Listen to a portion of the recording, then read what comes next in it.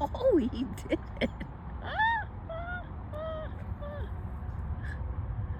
Okay.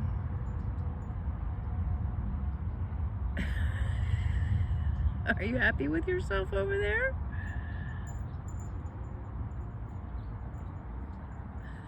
I was just sitting here by the riverbank, just was listening to the song Be the Change That You Want to See by MC Yogi. I forget what was, it was one of the really long mantras. It's like an hour long. It's a mantra from India. I'd gotten in the river and made it waist deep. I couldn't see Rashini, and I could hear a couple of dogs coming and a man yelling at his dog. And so I got out, and Rashini was sitting right there. He thought I was hollering at him because I was going to put him in the river. So he was sitting over there going, no, don't do that to me. I'm like, I'm not going to do that to you, Chief. I wouldn't do that to you. Not unless it was absolutely necessary.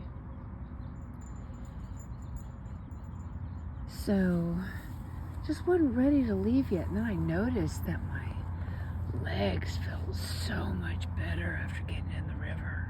Oh, thank you. Waters of the Colorado, thank you for your healing. Yes. And I considered getting back in, and a little fisherman dude had come over, but I was sitting here contemplating, be the change that you want to see, and this interludes of joy, along with our allowing for change, and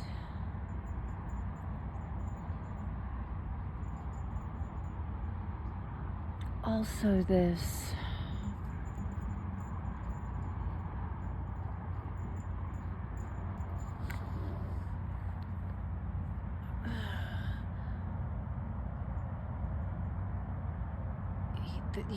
I love my nomadic lifestyle. I love my nomadic lifestyle. And I believe that's why it is feeling so good right now, even better than before, actually, with the apartment, because everything is ready to be mobile. And yet, I'm blessed with this place to stay and to continue working on projects and be safe behind locked doors in my solitude, and have this sanctuary here to come down and visit with Garuda and the wind therapy. And Rashini is so happy, and though he absolutely loved going to the lake, he loves coming down. He just loves going places and being on an adventure. And so then I'm like, well then, why am I feeling this impulse for some land?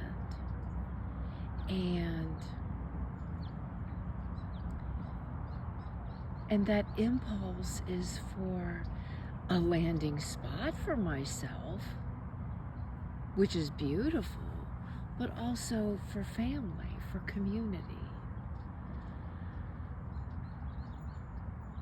If needed.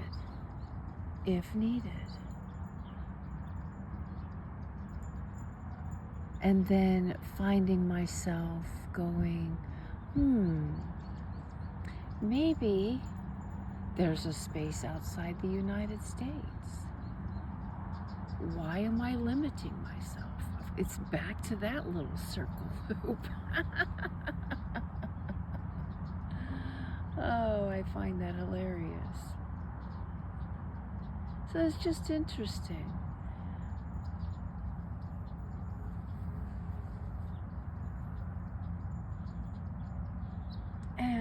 the other thing I was contemplating is the one time that it really felt so natural and just kind of this hunkering down was what, and it came about so naturally. It just kind of, one piece led into the next piece, led into the next piece, and that was living on the land with the animals, the non-human animals, that is. I mean, yes, I had a husband there.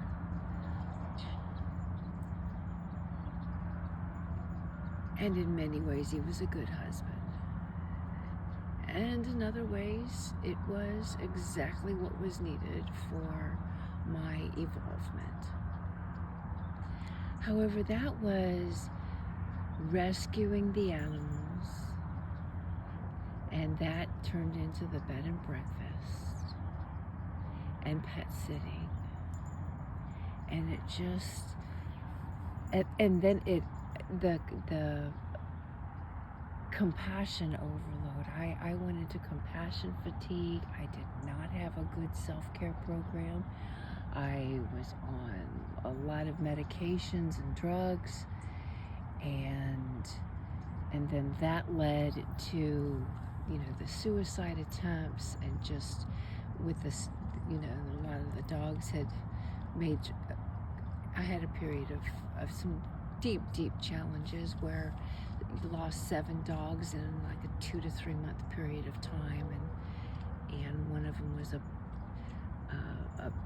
beloved pair, which I can see the metaphysics on that now,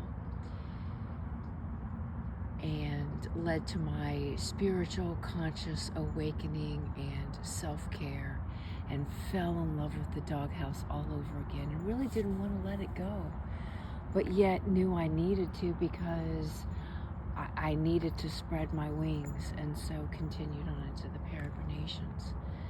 And the other times that I have landed for a period of time was working with animals. Of course, this last time was the human animal with the houseless shelter and Camp Silver. However, the other times it has been with the animals, and the one that really just sank into my heart. And yeah, if I could live in have that little A-frame tiny home with a wrap-around porch sitting in the middle of a pasture of horses and sheep and cows and dogs and what other wild animals wanted to come in out of the forest, and hop the fence, blessed be, and hold ceremony, rescue the animals. The schools and different programs can come by and just spend time with the animals and so forth, and you've got the gardens where you're growing your food, and a beautiful butterfly. Yeah, I could see that again.